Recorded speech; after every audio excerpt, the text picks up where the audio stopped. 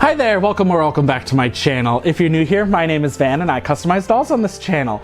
This week I am doing another collaboration with my doll friends, so if you were interested in the Wednesday restyle, I do apologize. That will 100% be the next video, I pinky promise. This week we are going to be doing the 12 Days of Christmas though. So I am partnering with the following artists. I am working with Diamondza Craft, she is doing the 12 Drummers drumming. I did the 11 Pipers piping. Imagination Dream Studios did the 10 Lords a leapin'. Witchcrafting did the 9 Ladies Dancing. 8 Maids a Milkin' was done by BumbleCrafty. 7 Swans a Swimmin' was done by SilverGryphon. 6 Geese a Layin' was Cutencursed. I also did do the 5 Golden Rings. 4 Calling Birds was Stitchwyck Creations. 3 French Hens was Nalumbo Dolls. 2 Turtledoves was BonnieWeeDolls. And Lemon Kitten Creations did a Partridge in a Pear Tree. I am going to have a picture of all of our dolls together at the very end of the video, so please stick around for that. And let's get into my designing. So I do want to start this voiceover by apologizing. I did make a few mistakes with filming this video. I know, rookie mistakes, but I accidentally didn't film a lot of my process. A lot of the time the doll was off camera, so I did try to splice together the best video for you for this.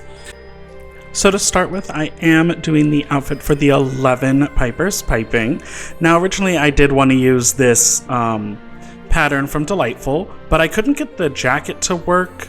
Well, I guess it's a dress. I couldn't get the dress to work as a jacket. So I'm just using the underskirt as the main skirt. It is just this semicircle piece with a bunch of ruffles on it. And if you know me, you know I love me a good ruffle. It hides all of your sins with doll issues, and it just looks so cute. So her patterns do come with markings on where to stitch on these ruffles and very detailed instructions. If you go ahead to her Etsy, she has all of the patterns there. I am using this music print fabric. Honestly, I didn't look over it, but I feel like it's not really real music. But it looked cute, and I am just drawing the lines on. Now this is a heat erasable marker, and it does erase when you iron it or apply heat in any way, shape, or form. Once those lines are drawn on, I am going to take my strips, I'm going to flatten them in half and add a gathering stitch on one end, just like this. So I'm going to take the longest one and I'm going to put it onto the bottom of the skirt. And to do that, I am going to pin it on both ends of the skirt, and then I'm just going to pull one of the strings, don't pull 2 of them, just pull one of them and it'll gather the skirt down. To create the gather stitch, I do it on my sewing machine, but you can also create a gather stitch by hand, but I just set my sewing machine to the highest stitch length, and with that it creates a stitch that's loose enough that if you pull one of the strings, it'll gather it down. Now if you pull both of them, you will just create a hot mess, so make sure to only pull one of them. I am pinning it down on both sides just to make sure that when I do tighten it down, it is the correct length in the end.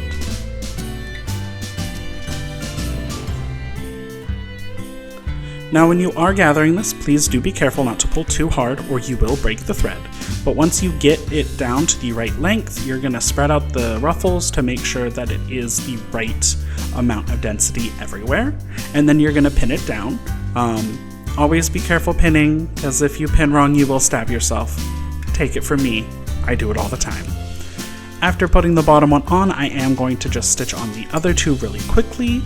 And I don't have a final photo of it, so we're going to check in with it at the very end after I set on this waistband. Next, we are going to work on the undershirt. Since the pattern didn't work to make it into a jacket, I'm just making this cute little shirt. It's really simple. I didn't use the long piece, I just stitched together the sides to make it. And for the jacket, I did use this pattern by DG Requiem. It is just her jacket pattern at 100%. The only thing different that I did with it is for the collar I did use velvet, and then you just stitch together all of the seams and you get this cute little jacket. After this, I am going to start working on the actual doll. So to start with, I am going to remove her face. This is the first time I've ever used Linafire, and her face mold is so good.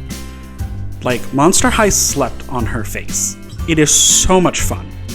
And she's cute. I hope you guys don't mind, since I did end up doing 2 dolls, I did leave the lipstick on both of them on.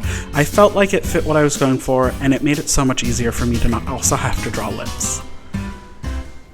And after removing all her hair, we're going to do this lovely transition to remove her head. please ignore the neck peg in the corner. After wiping off her face and removing all her hair, we are going to get started on drawing her new face. This is the point where I do apologize. I did mess up my actual footage. As you can see, I'm working in the bottom corner, and I zoom in here, and I don't adjust where I'm working, so I keep pulling her underneath. So to start with though, I am using a nice light brown, and I am using chalk pastels in red to kind of blush her face. And once I do get the base shape down, I am going to go in with the base colors. Now it is winter where I'm at, so Mr. Super Clear is horrendous right now. So after the first base of colors, I'm going to quickly move in to using watercolors, just regularly with a paintbrush. This makes it a lot more opaque and it builds a lot faster, but you do have to be careful if you do this, because if you try to draw over it, it will scratch it off, which I do use to my advantage later to kind of define the eye a little bit more by using the black pencil to scrape the edges of the white and blue to make sure that it does fit. Now, I've been watching a lot of Enchantarium lately. I love them. They're one of my favorite YouTubers here, and they like to do this effect where they draw itty bitty little lines in the eyes to create depth, and I decided I would try it, and I actually really like how it turned out. And this is where I'm using the pencil to scrape off the additional paint. Now, just know if you do this, you can damage the paint and you may have to go over it. But after that, I am just going to paint the black on more because the pencil was not going to be as opaque. And then for the eyes, I am just using flat watercolors. I didn't even bother with the pencils here. I am using about 4 different shades of green to create this kind of gradient between light green to dark green from the inside to the outside of her eyes. But once that is done, I'm going to copy it over onto the other eye. Unfortunately, I did lose all of the footage of her hair process, so these 2 lovely photos is all I have, and I'm so sorry. Now that that doll is done, we are going to be working on the 5 Rings doll. I am using a pattern from DG Requiem again. I do love her patterns. They're absolutely stunning. Now, for this pattern, it is pretty simple. It's just a front, a back, sleeves, and a gathered ruffle. And my friend pointed out my shiny nail polish there. Now for this pattern, I do kind of skip over how I did it, but I am attaching the sleeves to the front and back, and then I'm doing up the side seam and attaching the ruffle on the bottom. It makes sense when you actually do it, but it's very hard to explain and show visually. Once that is done, I am going to add a ruffle stitch into the center. This is going to ruffle it at the waist, so she has a snatched waist. Now we are going to be working on her face. For this doll, I am using Robecca Steam, which is the first time I've used this doll too. Thank you, Marissa, for picking my dolls for this video, because she picked 2 dolls I've never used before, and they were both very fun to work with. I think next time I use this doll, I do want to shave the little bumps off of her face, but it did make placing her eyebrows evenly very easy, and then I decided I didn't want them even. So it ended up not working out for me in the end. So for her, I am sketching in the brown pencil because it is easy to erase. Now I am giving her a winking expression for 2 different reasons. 1, I thought it'd look cute. 2, I thought it would be easier and faster to only have to paint 1 eye, because this doll was made in less than 24 hours because I got the notice that they needed me to do it, so I slightly rushed, but ironically, I like her better of the 2 of them. Don't tell the first one, she doesn't need to know. Now I am doing the same aesthetic with the little lines in her eyes, but a lot of her process was below the camera line, as you can see here, so I don't have all of the video process for her. Now I also did paint on some gold detailing onto her face later. Unfortunately, I did have an issue where my camera didn't want to record that, so it is just in the final shots. For her eyeshadow, I am doing like a reddish brown. I thought it would work well with the red eyes that I gave her, as well as with her skin tone. I am starting with a base of this light brown, and then I'm going in with a dark brown on the edges and an even lighter creamy brown on the center. Now if you do mess up like I did right there, this is gouache paint that I'm using, which works a lot like watercolor. You can go ahead and just take a Q-tip, it will wipe it right away. And also, I love to use my fingers as paint palettes for some reason. I really need to stop doing that because it takes like a week to get it off my skin. It's still on my hand. And here I am adding in the darker colors and kind of blending them together to make sure that everything does match. And with that, she is pretty much done. Unfortunately, I did not record her hair process either, but all I did was add yarn flocking to her head to give her a buzz cut look. She ended up turning out super cute, and I hope you enjoy the final results.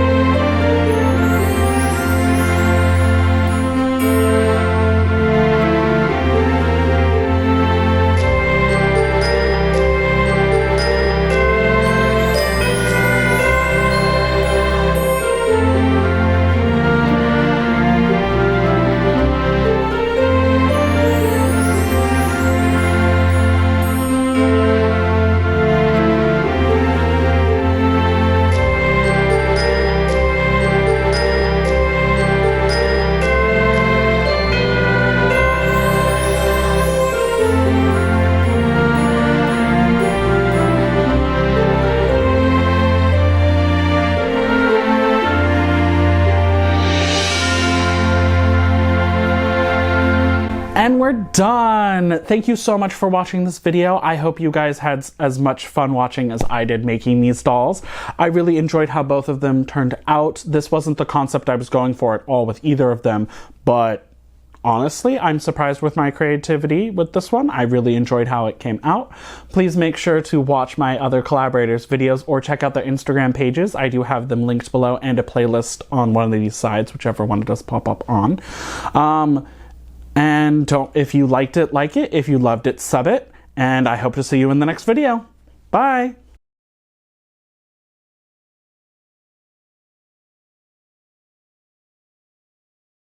Check them out because they're awesome. Yeah, let's get into it. My collaborator, No. Hi there. Why am I like this? Yeah. Oh my god, she's so cute.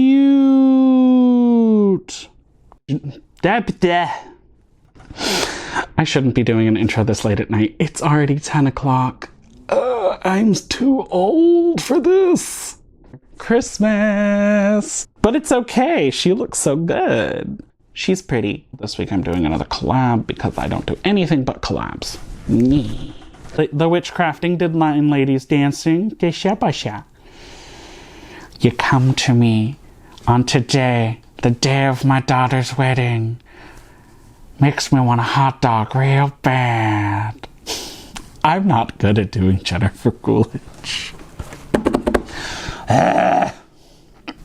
Mamma mia, that's a spicy meatball. The 12 drummers drumming. They are artists. Boop.